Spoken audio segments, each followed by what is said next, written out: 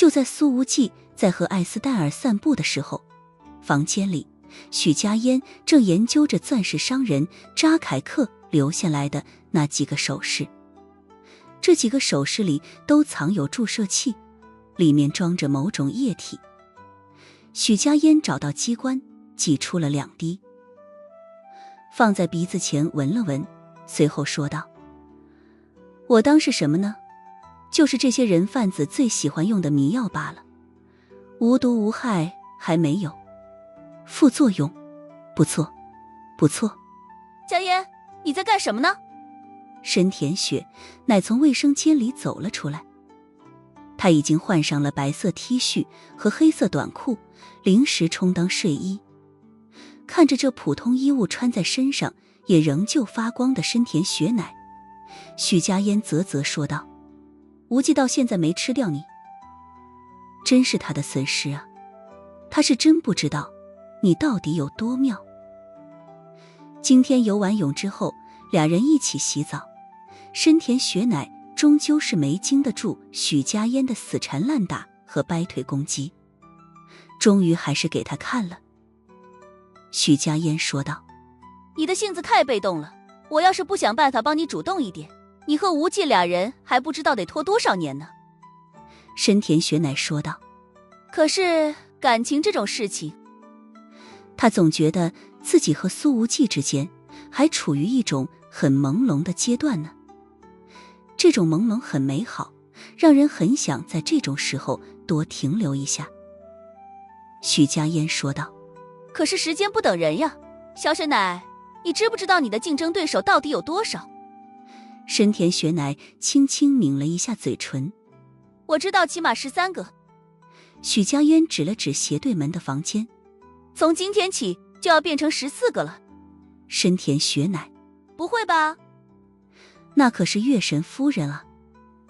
许家烟说道：要不说你单纯呢，早点把生米煮成熟饭，你安心，你爸他也安心。深田雪乃的眸光很是澄澈，很认真地反问道：你呢？你什么时候或无忌煮饭？许家烟被深田雪乃这句话逗得笑出来。我的经验这么丰富，想拿下他还不是随时随地的事情，可我们是好姐妹，我得帮你啊。许小浪可是知道国内那几个什么木千羽白、木哥江晚星的没一个好对付的。对了，还有那个青春无敌的宋之瑜。据说每个男人都很专一，因为他们从年轻到年老一直都很专一地喜欢18岁的姑娘。那不用帮。深田雪乃这时候的心境有点乱，如同被风吹皱了的湖面。无忌还不知道什么时候回来。许家烟递给深田雪乃一杯水，道：喝点水，先睡觉吧。好，谢谢。深田雪乃不疑有他，接过了杯子，一口喝光。许家烟看着杯子里的水一滴不剩，于是满脸笑容地把手里的宝石戒指丢到了一边。过了半小时，苏无忌也回来了。此时深田雪乃已经睡熟了，哪怕平日里睡觉时仍旧保持很高警惕性的他，也没被苏无忌的开门声惊醒。许家烟立刻迎了上去，搂着苏无忌的胳膊，娇声道：怎么回来的那么晚？是不是体验到了人气的妙处，就看不上我们这些未婚的了？苏无忌把手从许家烟的两面夹击之中抽了出来，说道：大晚上的别发浪，快给我倒杯水。跟尤恩夫人聊天聊得口干舌燥的，这不正中下怀吗？许家烟递上了一杯早就倒好的水，笑眯眯地说道：什么聊天聊得口干舌燥？我看你是乱吃东西了吧？苏无忌没好气地说道：我乱吃东西？我能吃他哪儿啊？你这女人脑子里一天天都装的什么？黄色小人吗？说着，他把喝光了的杯子随手放在了一旁。许家烟说道：“亲爱的，雪乃现在已经睡着了，我们要不要刺激一下？”他眨了眨眼，那一双桃花眼里流淌着浓浓的媚意。苏无忌的心脏突突一跳，他看了看已经陷入了沉睡中的深田雪乃，竟然感觉到了一丝动摇，以及一丝心惊荡漾。那算了，万一雪乃中途醒来了，不太好。苏无忌的心中天人交战，最终老爸的小兽基因占据了上风。许家烟娇哼了一声，嘴上仍旧继续撩拨着。多难得机会呀！雪乃睡得沉，他的床那么宽，咱们就在他的床上玩，行不行？苏无忌被撩拨得要死，这个徐小浪怎么那么会玩？烦死了！我先去洗澡了，你不要进来啊！苏无忌咳嗽了好几声，面红耳赤的跑进了浴室。许家烟撅嘴说道：“哼，讨厌！一天天防谁呢？书上说的对，主动的那一方总是容易受伤。”苏无忌洗着澡，还有些心猿意马。他其实有点矛盾，既不想让许家烟在今天就进来一起洗，但对于浴室门会不会打开，还抱有了一丝期待。等苏无忌洗完澡出来，许家烟侧躺在床上，已经睡着了。苏无忌哼了一声：“徐小浪啊，徐小浪，给你机会你不中用啊！”说着，他一边打着哈欠，一边走回自己的卧室。然而此刻的苏无忌却没注意到，一滴晶莹的泪从许家烟左眼的内侧眼角流出，划过鼻梁，停在了右眼的细密睫毛上。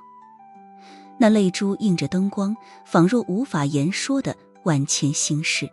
奇怪，今天这是怎么了？这么困？苏无忌哈欠连天，嘀咕了两句，倒头便睡着了。10分钟后，许家烟蹑手蹑脚地起了身。他先是轻轻推了推深田雪乃，发现后者毫无反应，于是便开始上手了。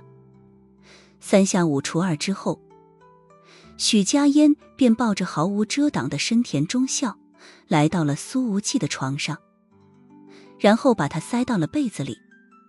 随后他在苏无忌的身上做了同样的事情，还让两人面对面侧睡着，双手甚至还互相搂着。唉，我真是高风亮节，这么好的机会就硬生生的让给雪乃了。许家烟看着这场景，心中有点复杂。小天天能不能变成小景景，就看今晚了。说完，他回到房间里，换好了衣服，看了看床上的一对男女，轻轻一笑，声音飞扬：“我的忙就帮到这里了，再见。”许家烟拿着行李，轻轻关门离开。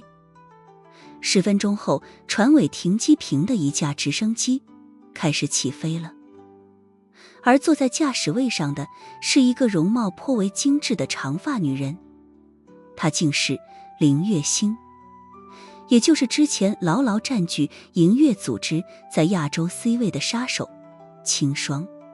你就这么走了？林月星摇了摇头，似乎替许家烟觉得亏得慌。我还没见过你这样的呢，本来已经到嘴边的男人非要让给别人。许家烟说道：“你不明白，雪乃是个好女孩，我想给她提提速。”林月星抿嘴一笑：“我也是个好人呀，我也单身，要不你帮我跟无忌撮合撮合。”许家烟说道：“好啊，下次等你喝断片了，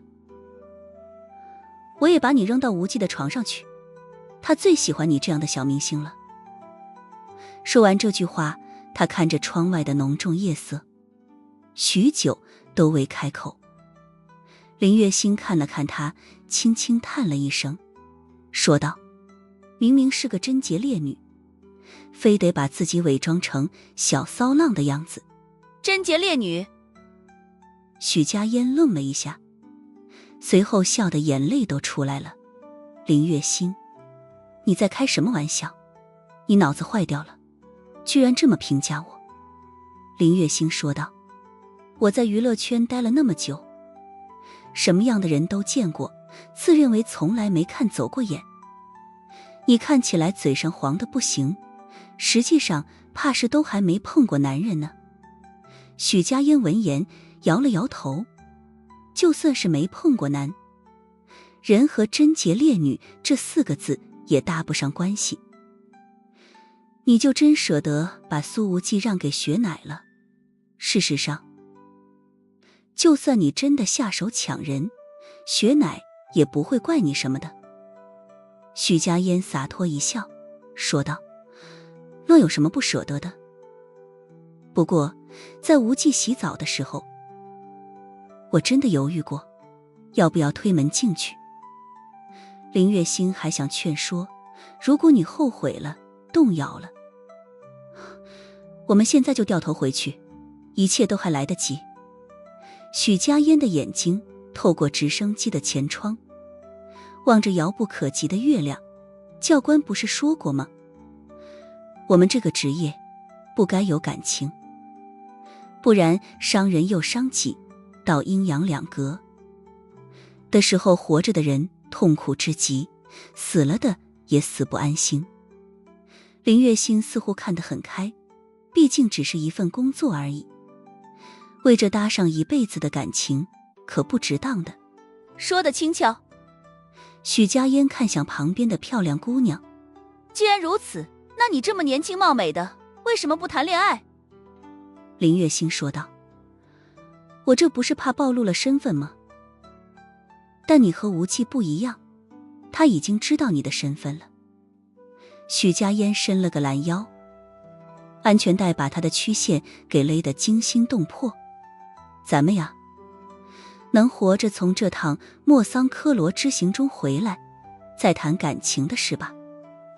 这语气懒洋洋的，但是林月心却能从其中听出一股一往无前的心思。这位银月杀手郑重地说道：官职对于你来说，银月这不是职业，而是份事业，这是你让我最佩服的地方。许家嫣的眼睛里映着夜色，却流露出来一线向往。她微笑道：等老娘从莫桑科罗岛活着回来，第一个先把苏无忌给睡了，榨干他。林月心挥舞着拳头，榨干他，我陪你一起。许家嫣，不行，没你的事，不带你玩。直升机随之拉升，消失在夜空深处。阿气！苏无忌接连打了好几个喷嚏，随后艰难地睁开了眼睛。他悠悠醒来，却发现自己的被窝里却有着一个肌肤胜雪的女人。确切地说，她就睡在自己的怀抱里。在看到了怀中人儿之后，苏无忌一下子清醒了过来。可是关于昨天晚上到底发生了什么，他居然完全想不起来了。这是怎么回事？难道彻底睡死了吗？不应该呀。苏无忌满腹疑惑。此刻清晨的阳光已经通过窗户照进来，洒在深田雪乃那精致无瑕的俏脸之上，实在是动人之极。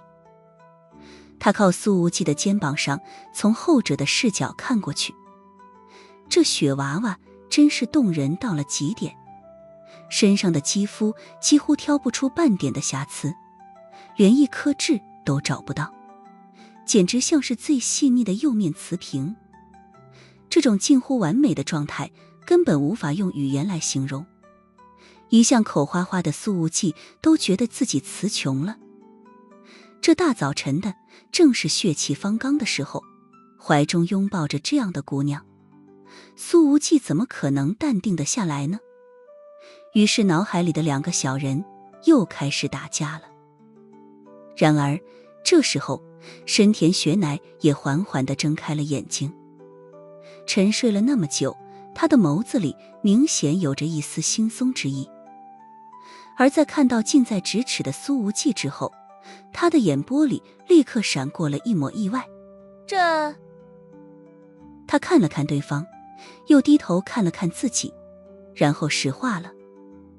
平日里风格凌厉的雪乃中校，此刻迷茫懵懂的样子，倒也是可爱之极。苏无忌咳嗽了一声，雪乃，我也不知道发生了什么，我一睁眼，咱俩就这样了，我得解释一下，不是我把你抱到我床上来的。深田雪乃捂着额头想了想，难道说是加烟？我好像喝了他给我的那杯水之后就没什么感觉了。苏无忌这下也想起来了，自己也喝了徐小浪给的水。按理说自己就算是再疲惫，也不可能直接睡死过去，连被窝里被塞了一个大活人都不知道。许家烟，许家烟，你给我出来！苏无忌喊了两嗓子，没有人回应。他随后没好气地说道：这个徐小浪肯定是害怕东窗事发，提前逃离了作案现场了。深田雪乃的声音低了下去。那我们这么紧紧贴着苏无忌，他显然也非常不淡定。苏无忌的手放在深田雪乃的光洁后背上，一边轻轻抚着，一边说道：我们要不要去找徐小浪算账？深田雪乃轻轻地应了一声，但是却没起来。苏无忌也没动，这是都不舍得走啊。他看着怀中的人儿，忍不住地说道：雪乃，你是真的很漂亮。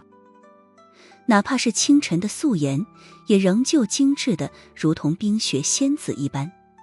东洋的军中之花的确不同凡响。深田雪乃他似乎十分紧绷，内心之中也许有着翻天覆地的纠结。要不我们撤？苏无忌深吸了一口气，本想说些什么，但是却被一个亲吻打断了。深田雪乃在苏无忌的脸上轻轻地亲了一下，虽然只是蜻蜓点水的一下，却已经足够表达无数情感了。这种行为近乎到了雪乃中校的性格极限了。无忌，我知道你想要。深田雪乃趴在苏无忌的身侧，眸光晶莹，如钻石的光泽一般。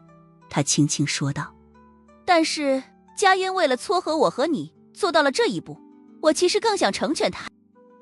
苏无忌，你俩搁我这儿孔融上席呢。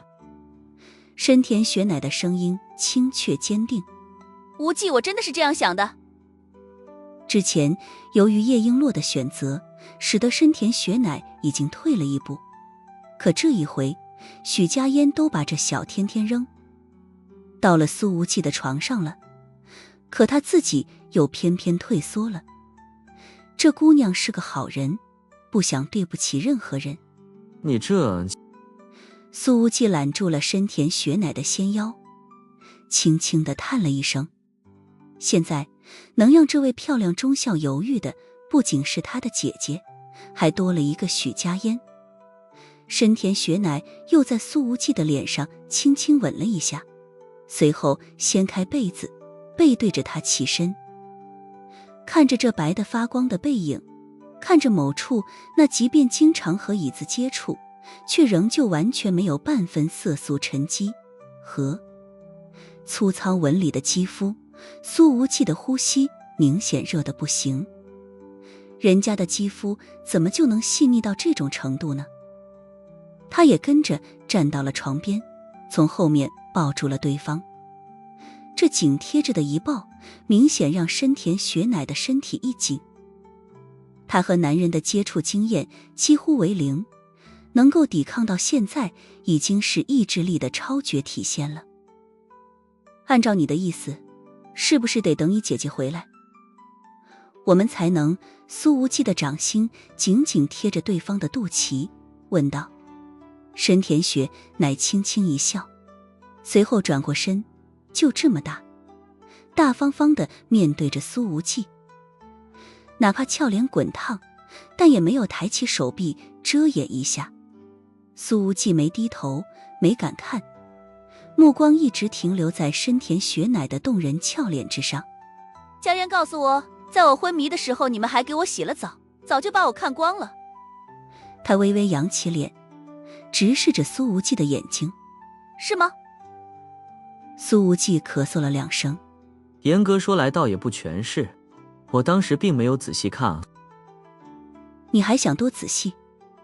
深田雪乃的双颊已经变得烫了起来，他仍旧凝视着苏无忌的眼睛，勇敢地开口说道。在姐姐回来之前，你现在要不要仔细看看？毕竟要是等到姐姐回来的那一天，深田雪乃真的怕苏无忌憋坏了，先让他过一过眼瘾也行。不得不说，雪乃这方面还是单纯了，也太不了解男人了。于是苏无忌低下头道，那个看就看。在这个过程中，深田雪乃的目光一直落在他的脸上，清楚地看到这个男人在目光垂下以后，流露出了发自内心的喜爱眼神。盯着看了半分钟，他又说道，那啥，我能碰一下吗？你丫的问什么问，直接上手啊，行不行？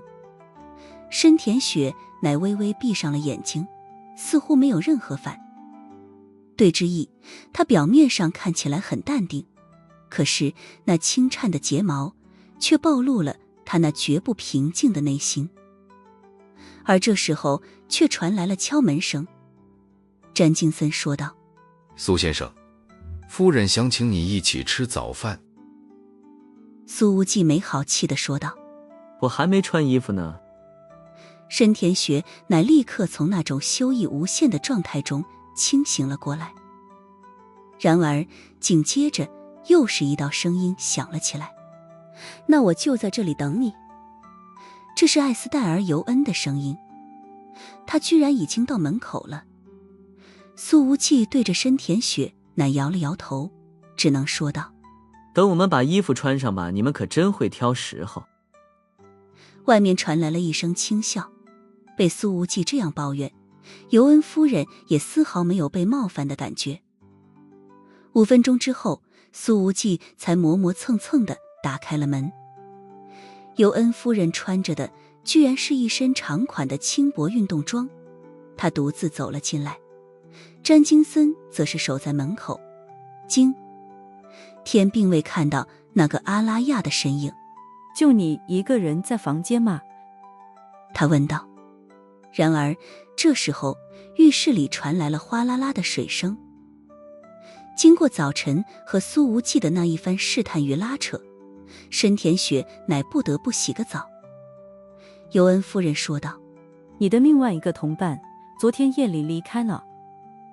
苏无忌的眉头微微一皱。离开哪种离开？尤恩夫人微笑着说道，乘坐直升机离开。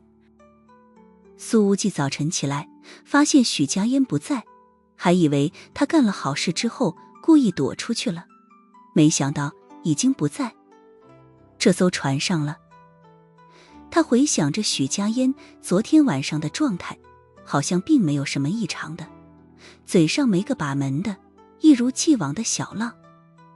摇了摇头，苏无忌几乎本能地想到，许家烟的这次离开是因为银月组织要在附近搞事情，而联想起昨天晚上瑞特森电话里的提醒，他不禁眯了眯眼睛。杜卡罗的一些高级猎杀者已经前往了莫桑科罗群岛，难道说银月要跟杜卡罗在这个岛国斗上一场？可是杜卡罗的目标不是眼前这位漂亮夫人吗？看着苏无忌的表情，尤恩夫人说道，以直升机的续航半径来看，你朋友的目的地和我们所要停靠的地方应该是一致的。苏无忌微微一笑，并未暴露许家烟的身份，而是用模糊的话术否认道：那可不一定，他说不定会降落在另一艘游轮上，然后驶向专属于他的星辰大海。尤恩夫人说道：不，他的星辰大海在你这儿。苏无忌一怔，随后这客房经理杰弗里斯亲自推着餐车来到了门口。他说道：夫人，请问就在这里用餐吗？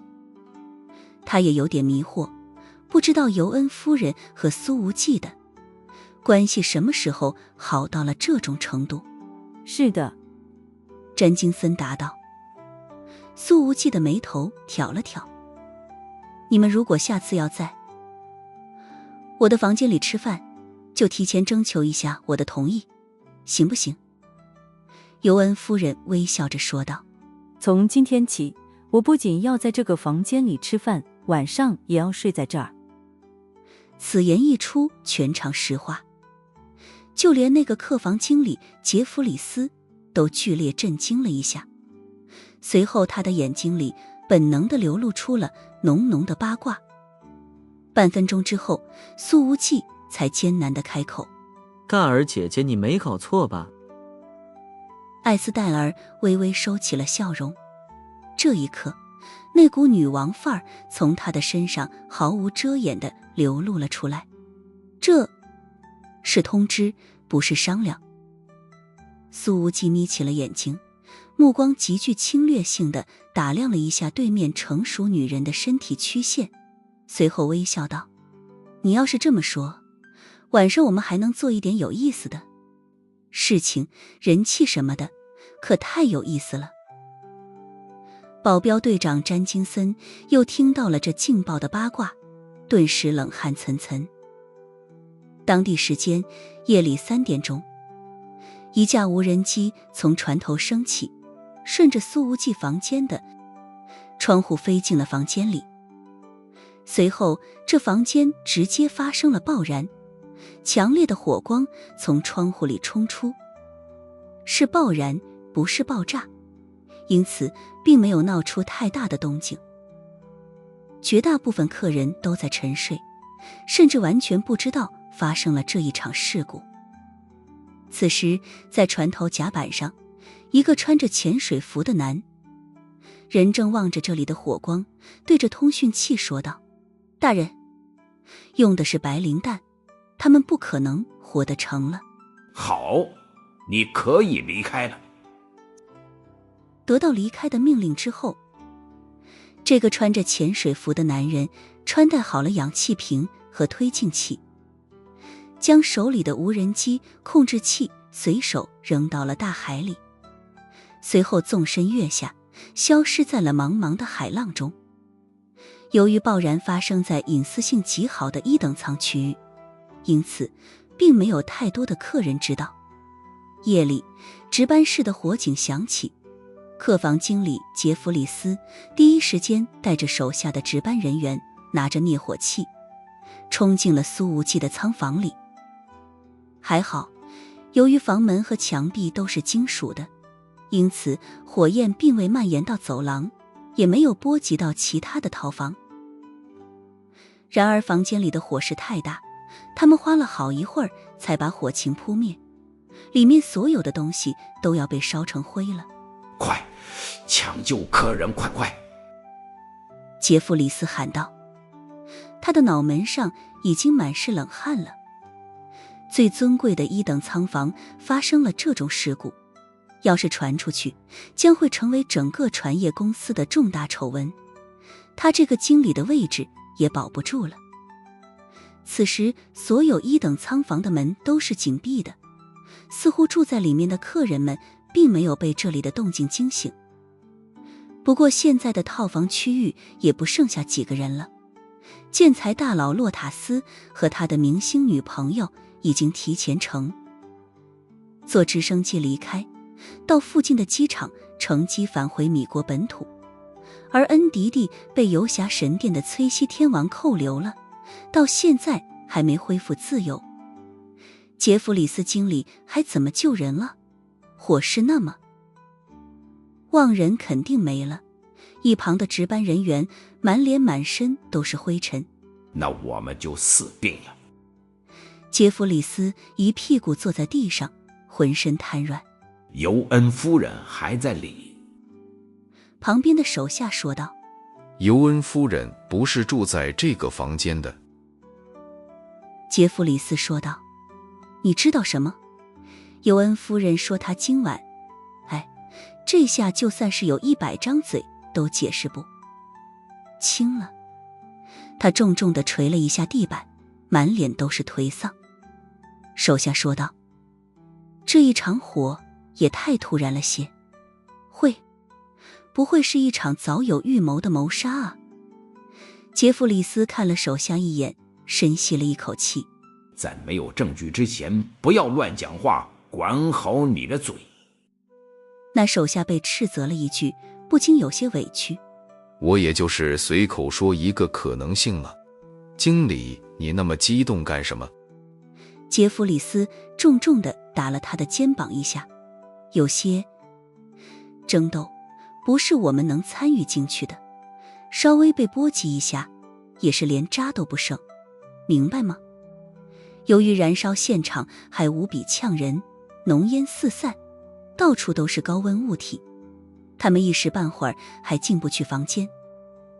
过了足足1个多小时，工作人员们才试图进入，可是这房间里的所有东西都被烧成了焦炭，却没有找到人体的遗骸。这手下说道：不会连骨头都烧没了吧？不会完全烧没的。杰弗里斯戴着口罩翻找着，确定没有人体的遗骸，一具都没有，甚至连碎骨头渣都没找到。那可真是奇怪了。杰弗里斯抹了一把头上的汗水，随后松了一口气。没死人就好。又过了一会儿，临近清晨，尤恩夫人的房门打开了，穿着睡袍的苏无忌探出了脑袋。这一晚上的你们在外面老是走动，在干什么？害得我都没有睡好，再这样信不信我投诉你们？杰弗里斯跟见了鬼一样，他瞪大了眼睛问道：苏先生，您怎么在尤恩夫人的房间里呀？苏无忌咧嘴一笑：对呀，我为什么不能到尤恩夫人的房间里睡觉？尤恩夫人也是正常女人啊，她难道就不能在老公不在身边的时候找个年轻帅气的小伙子排遣一下寂寞吗？杰弗里斯有些后怕地抚摸着心口。万幸，真是万幸，幸亏您没住在原来的房间里。紧接着，穿着浴袍的尤恩夫人也走了出来，她的头发微微潮湿，垂落身后，素颜上映着印度洋海面的晨光，那种高贵感依然在，但此刻却又多了一种清风拂面的清新感觉。这里怎么了？尤恩夫人看着满眼焦黑，目光微明，不过这眼神里却并没有丝毫的意外和震惊。杰弗里斯说道：昨天这里因意外而起火了，房间里都烧没了。尤恩夫人似乎对此完全不感兴趣，说道：那就去准备早餐吧，我和苏老板一夜都没闲着，已经有点饿了，你亲自把餐车送到房间。是，夫人，我现在就去。杰弗里斯立刻说道。旁边的几个工作人员跟在他的身后，皆是满脸八卦，小声说道：尤恩夫人不会已经和苏先生睡了吧？一男一女忙活了整整一夜，这很难不让人多想啊。豪门阔太玩的就是大，不过尤恩夫人怎么没看上我呢？我的长相也不赖，也可以玩得很变态。都闭嘴吧！杰弗里斯没好气地说道：要是让夫人听见，你们都得被开除。20分钟之后，换了一身干净衣服的杰弗里斯便推着餐车来到了套房区域。2个黑衣保镖就站在房间门口。我来送早餐，杰弗里斯说道。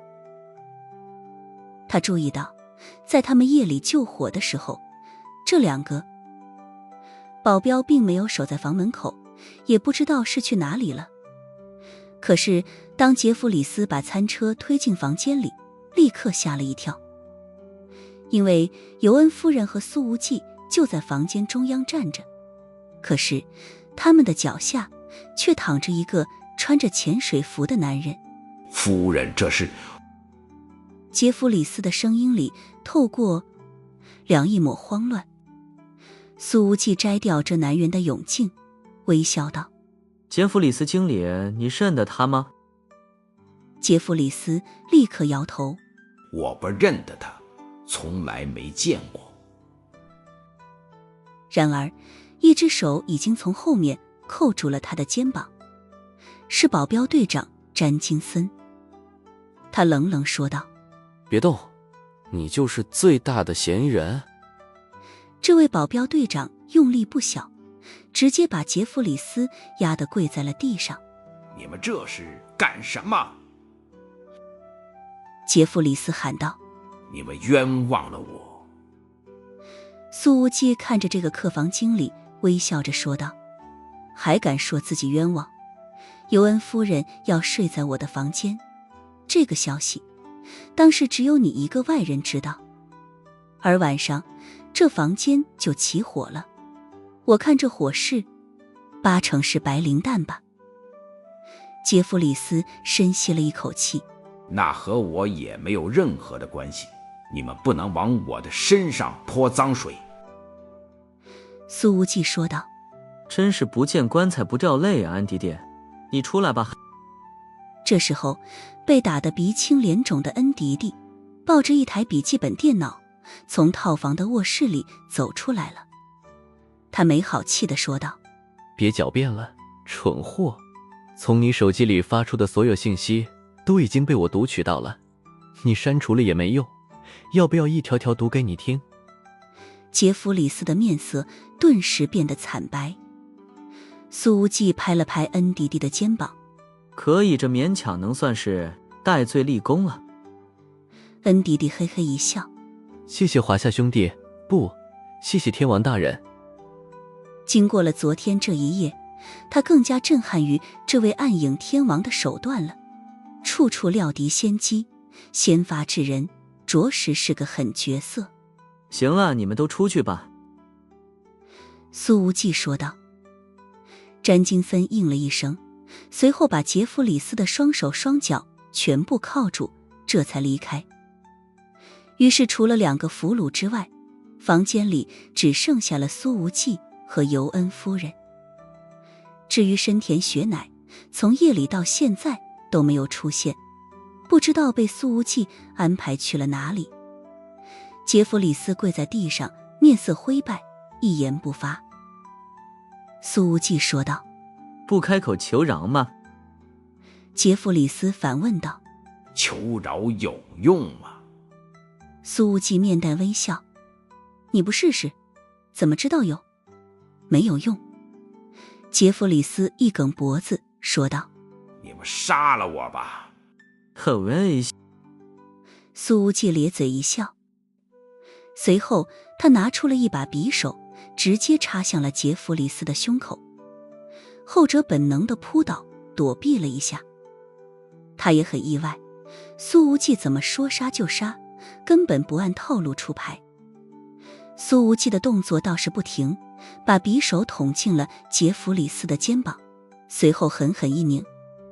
杰弗里斯顿时疼得浑身颤抖，发出了一声大吼：你杀了我，你快点杀了我。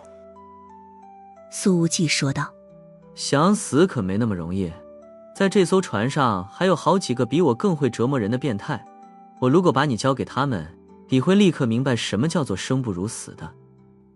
杰弗里斯喘着粗气说道：你们是什么时候识破我的？苏无忌眯了眯眼睛：现在是我问你答，你最好摆清楚自己的位置。说着，他把匕首的刀锋贴住了杰弗里斯的手背，轻轻一划，于是杰弗里斯手背上的皮便被直接刮掉了一大块，露出了血淋淋的掌骨。杰弗里斯忍着疼说道：我是天泉神殿的12神卫之一。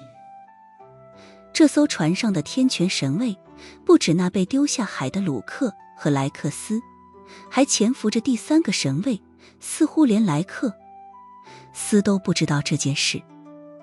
苏无忌呵呵一笑：没想到这次还钓到了一条大鱼。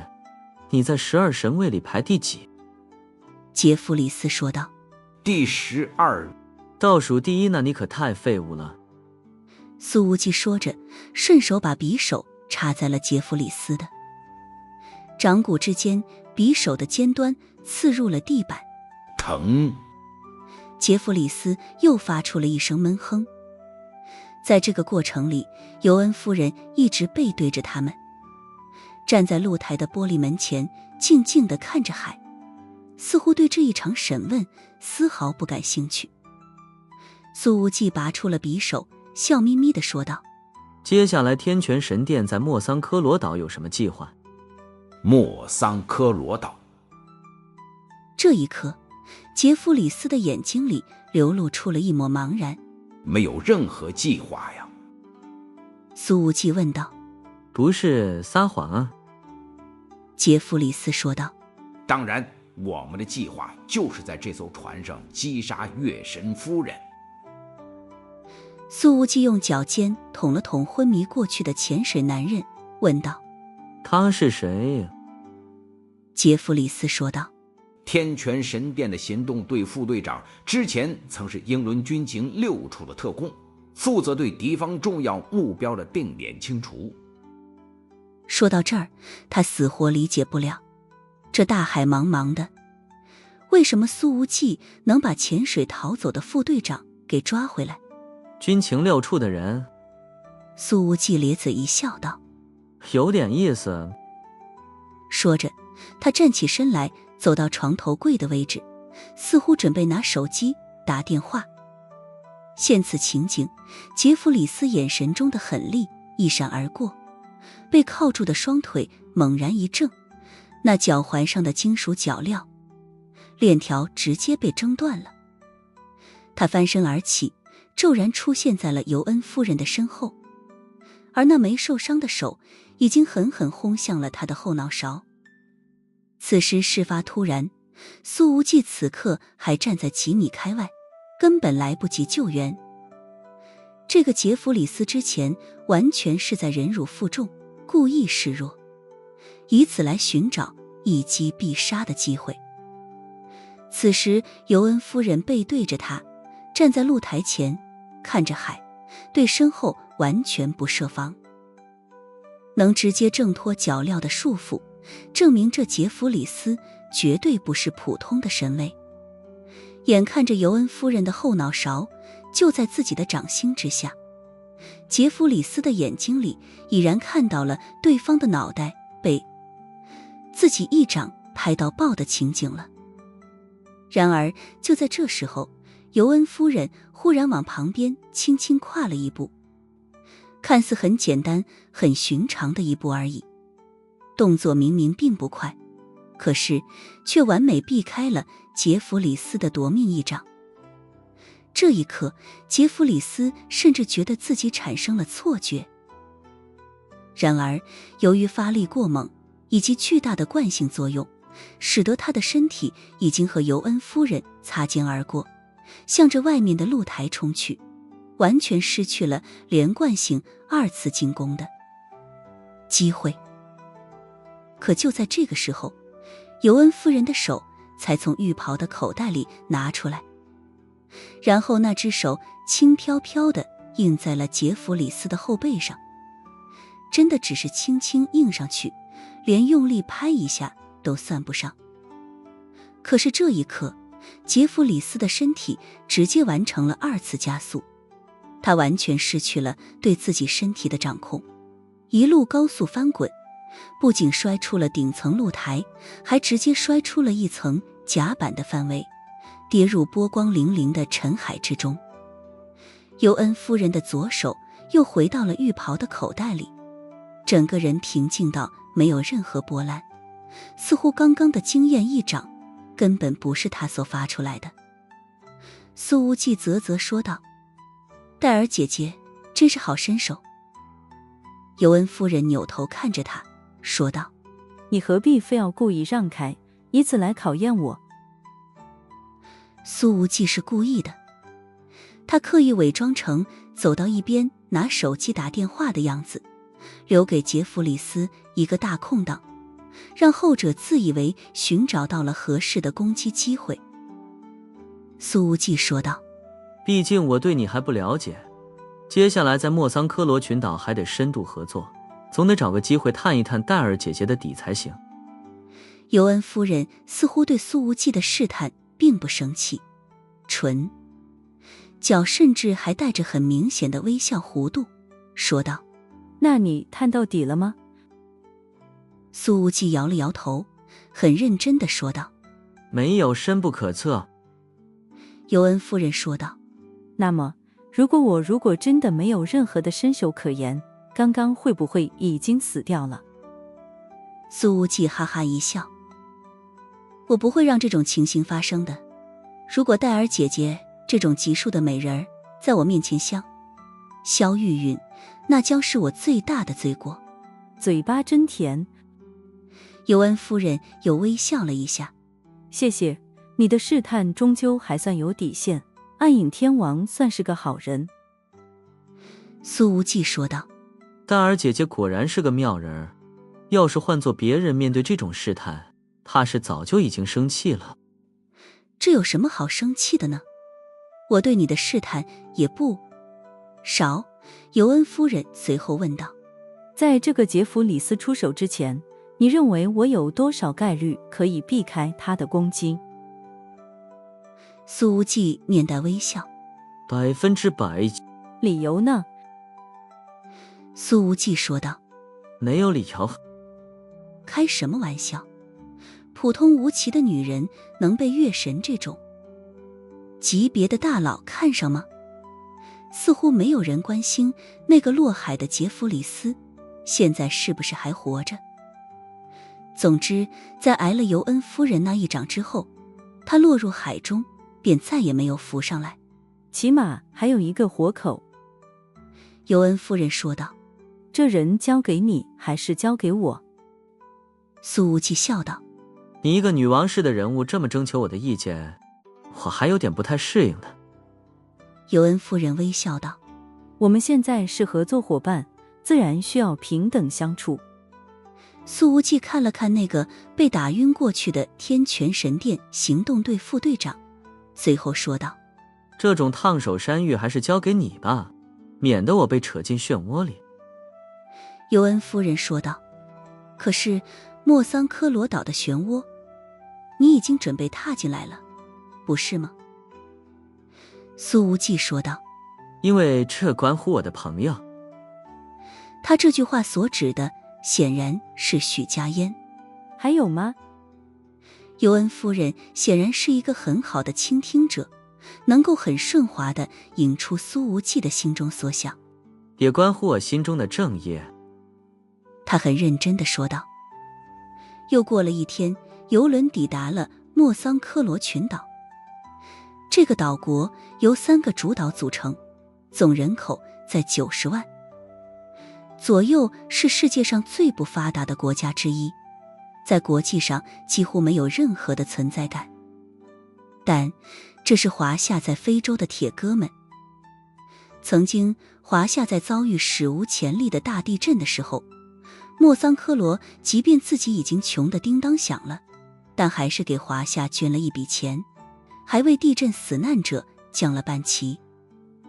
这10余年来，莫桑科罗岛的旅游业发展的还可以，虽然远远比不上德弗兰西岛，但起码已经有好几家5星级度假酒店了。这艘佩伦伯爵号游轮会在这里停留1天1夜，补充一些物资，游客们也可以上岛游玩。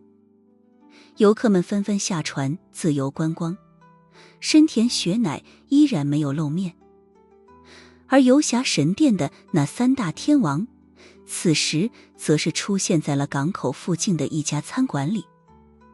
这3人全部都是观光客的打扮，穿着短款夏装，背着双肩包。崔西戴着墨镜，翻看着菜单，说道：最贵的这些菜全部上一遍。埃洛文淡淡地看了一眼这货暴发户的嘴脸，说道：你能吃得完？崔西说道：吃不完就浪费了呗。这里的物价低，欧元在这里的购买力是欧洲本土的5倍矣。上就算把整本菜单都点了，一共也没多少钱。汉密尔顿说道：别吃太多，万一执行任务的时候再窜稀了，你可就彻底坐实窜稀天王的名。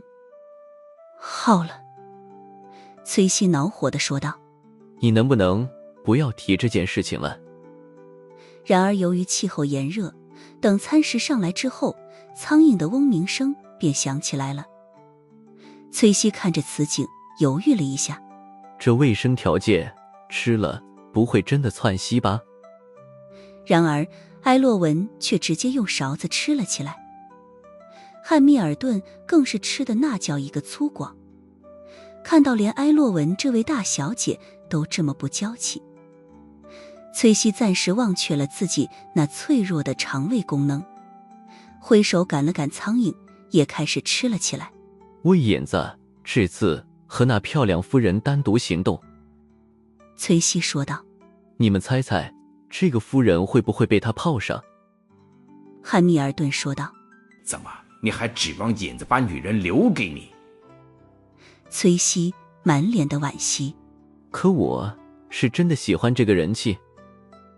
埃洛文把勺子一放，没好气地说道：月神的女人你们也敢碰？汉密尔顿和崔西对视了一眼，两人都哈哈大笑了起来。你们笑什么？埃洛文皱了皱眉头。你们笑起来的样子看起来好贱。汉密尔顿说道：正因为是月神的女人才有意思。崔西说道：埃洛文，是你不懂男人，所以你拿不下影子。埃洛文懒得理他，直接起身说道：我吃饱了。然而这时候崔西的表情却是忽然一变。怎么回事？汉密尔顿问道。崔西的面色明显有点难看，他捂着肚子说道：感觉里面有点咕噜。紧接着咕噜噜的声音已经清楚地传进了所有人的耳朵里。这里卫生间吗？嗨。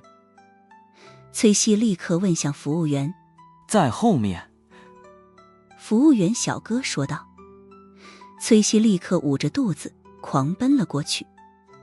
汉密尔顿摇了摇头，以后就喊他窜稀吧，这名字简直和他是绝配。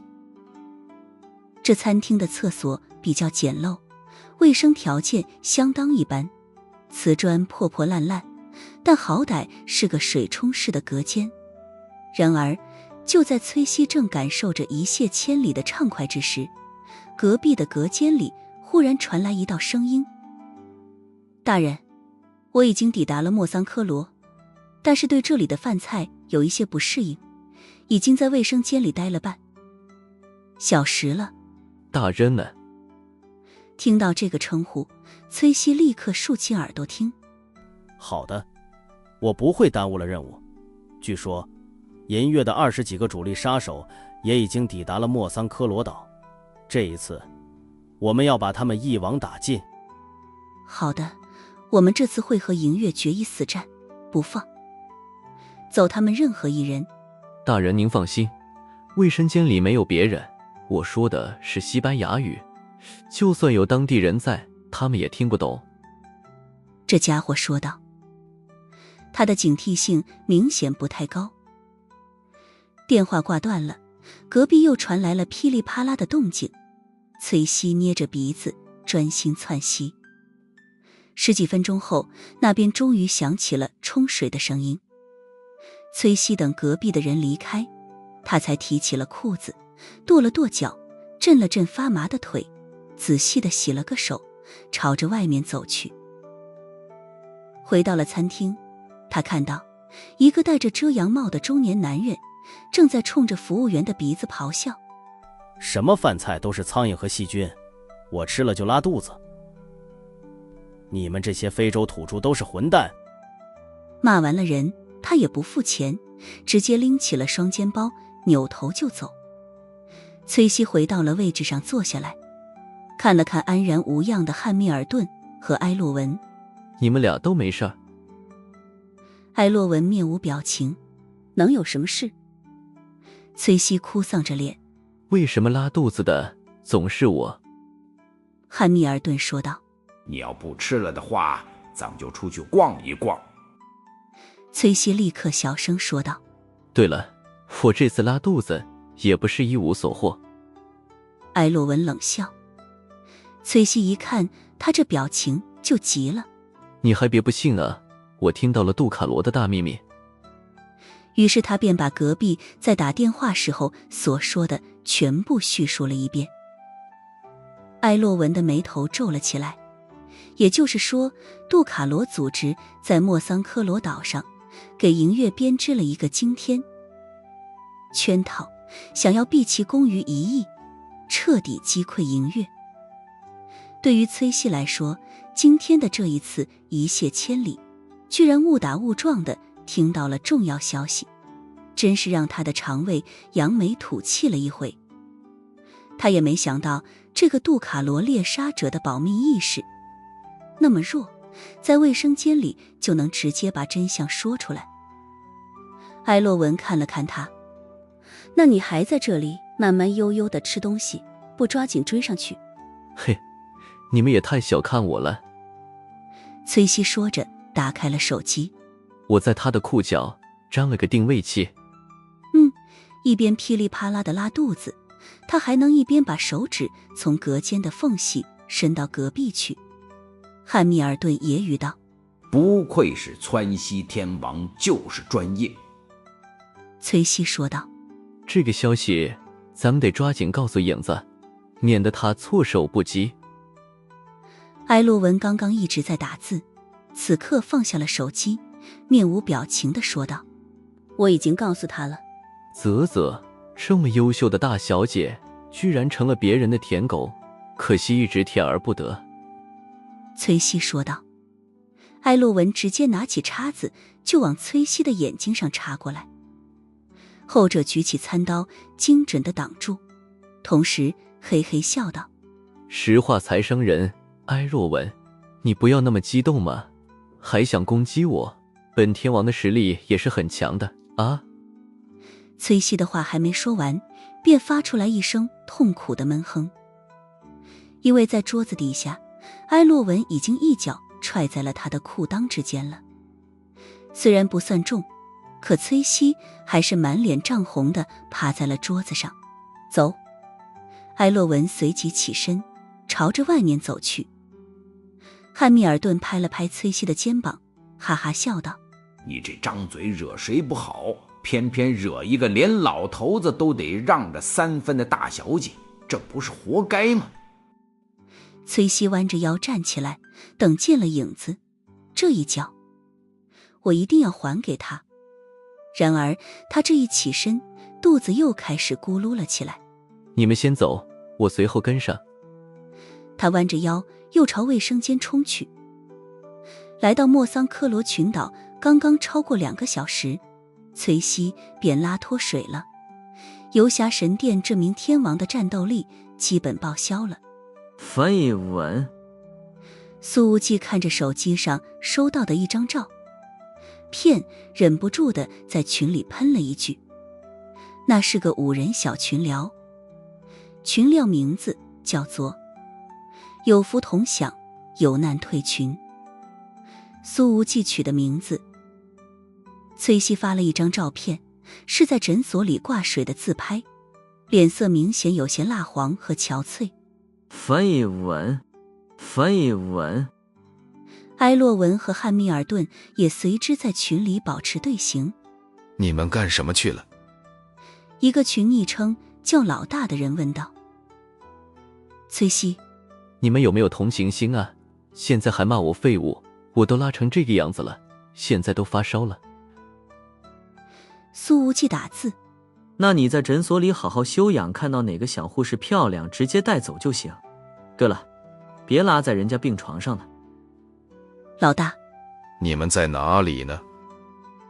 汉密尔顿，嗨，拉床上可以，别当着小护士的面拉就行了。埃洛文，影子说的对。崔西弱弱的发上来了一条语音消息。烦死了，为什么你们和我吃的东西一样，却只有我拉肚子？这里的餐馆卫生实在是太可怕了，我要早点逃离这里。老大，你们吃了什么？埃洛文，我觉得这里的东西很好吃。汉密尔顿，非常赞同。苏无忌说道。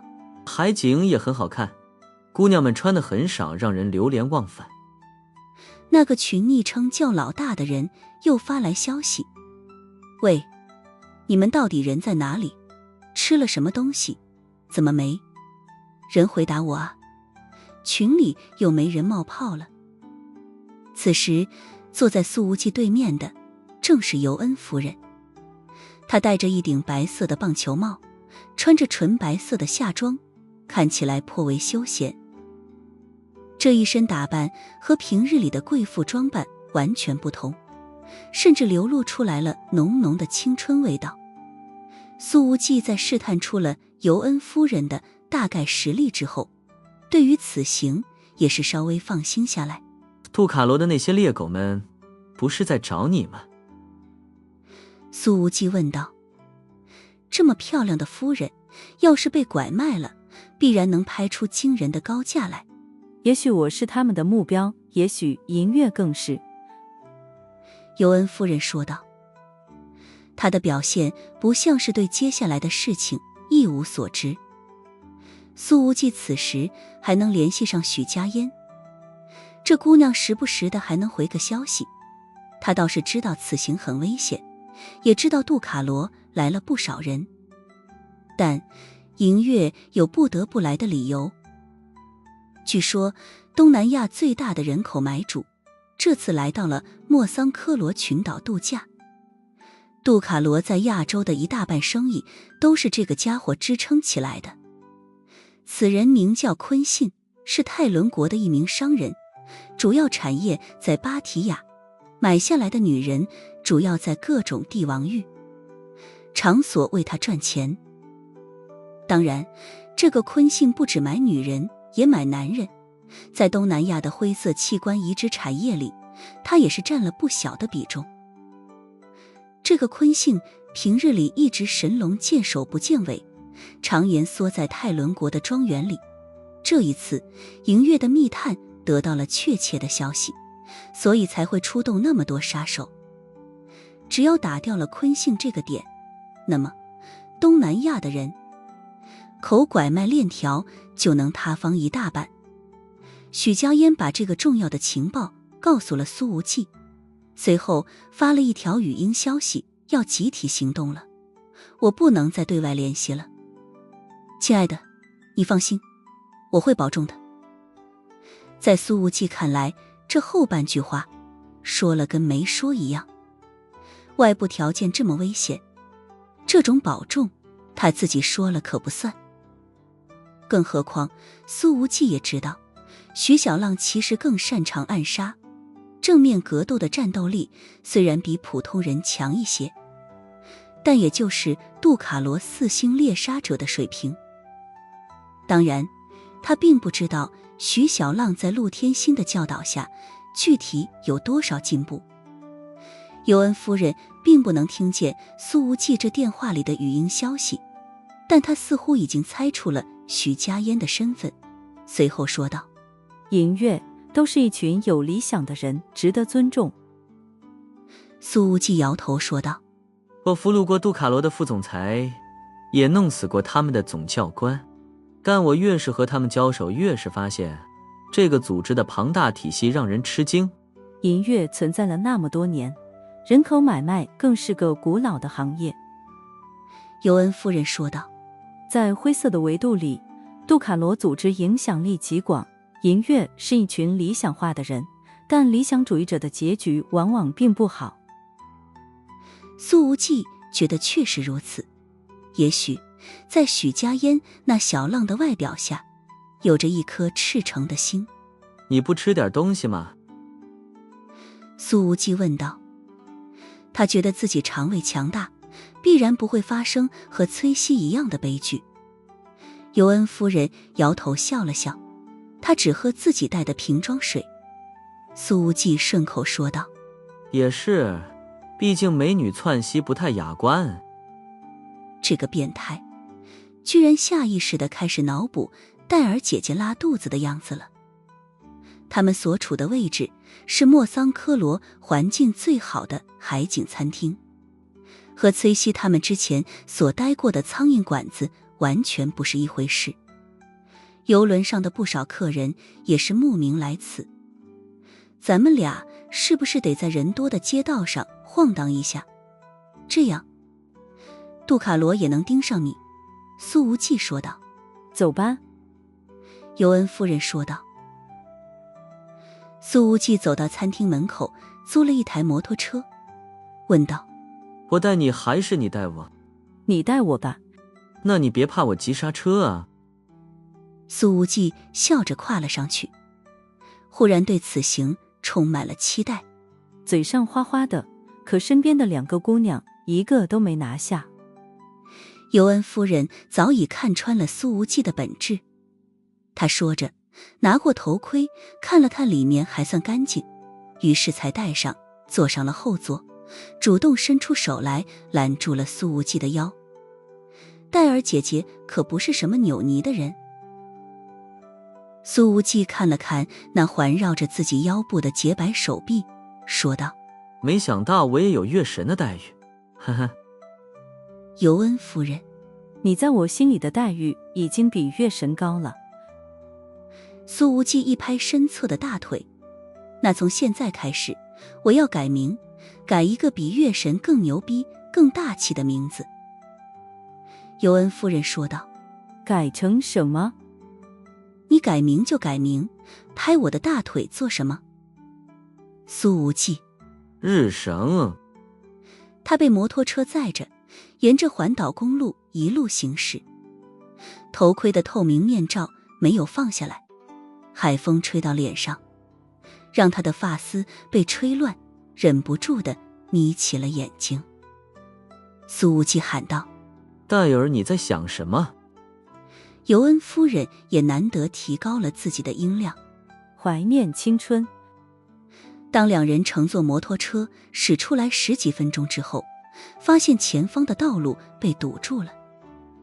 苏无忌缓缓减速，看了看人群举着的牌子，说道：似乎是在游行示威，好像是对这一轮选举不满。尤恩夫人说道：这群岛上有90万人，但却有89个政党，几乎是全球政党最多的国家了。苏无忌扭头看了一眼那藏于头盔阴影下的绝美面孔，笑着说了一句：盖尔姐姐好像对这座岛非常了解。尤恩夫人听出了这句话的弦外之音，你不？又试探我。我知道此行会停靠莫桑科罗岛，自然会提前做好功课。苏无忌说道。咱们要继续停下来看热闹吗？尤恩夫人却没回答这句话，反而是问道：你觉得如果那个昆信真的来了，此刻会在莫桑科罗岛的什么位置？苏无忌说道：那个家伙每年能赚几个亿，为什么不在泰伦国的老巢里待着，偏偏跑到印度洋上的岛国？难道只是为了引银月出动，让杜卡罗对他们进行围杀？尤恩夫人说道。不行嘛。苏无忌说道。这种人那么怕死，不可能愿意成为杜卡罗的诱饵。我觉得昆信这次来到莫桑科罗岛一定是主动来的。